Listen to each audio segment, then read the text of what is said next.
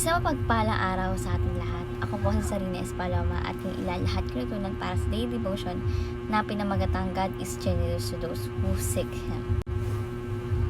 So, yung scripture po natin ngayon is Psalm chapter 34 verses 10, and sinasabi na, "The young lion suffer want and hunger, but those who seek the Lord lack no good thing." Sa Tagalog, ang mga batang leon ay nagkukulang at nagugutom.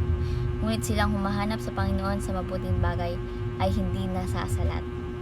So, yung katuruan po natin ngayon is, number 1, God is generous Father. So, sinasabi dito na God is generous Father.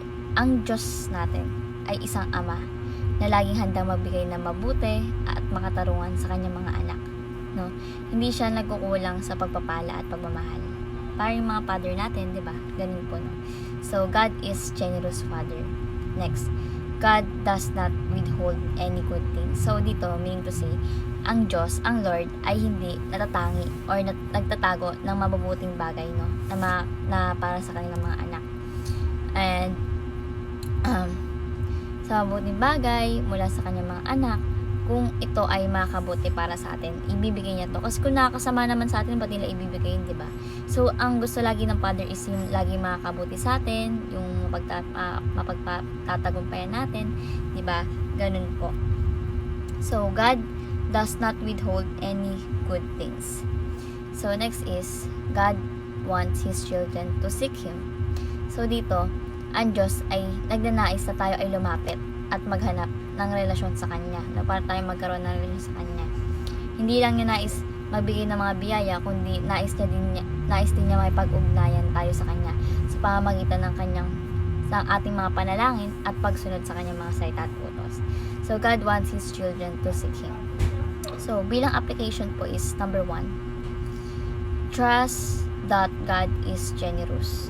So, dito po is, tiwala tayo sa Panginoon na laging may magandang plano ang Diyos para sa atin, no? At hindi niya tayo kailanman papabayaan.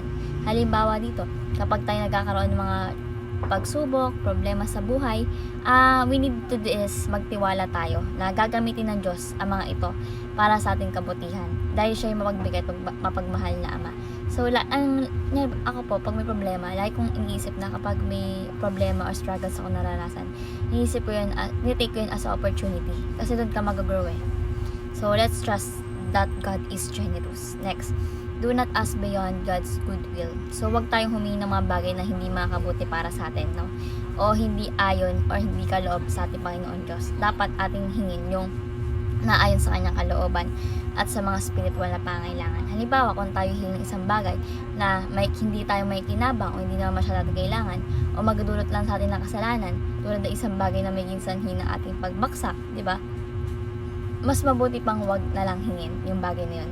Yung hingin natin, yung makakatulong sa atin emotionally, physically, spiritually, ganyan po, no? So, I do not ask beyond God's goodwill. And lastly, seek God, not wealth. So dito, yung pinakamahalaga na pagnanasa sa Diyos ay ang kanyang kalooban, no? Kaya sa mga material na bagay. Kapag tayo ay patuloy na lumalapit sa Panginoon Diyos, siya ang magbibigay sa atin ng mga bagay na talagang may kinabang tayo.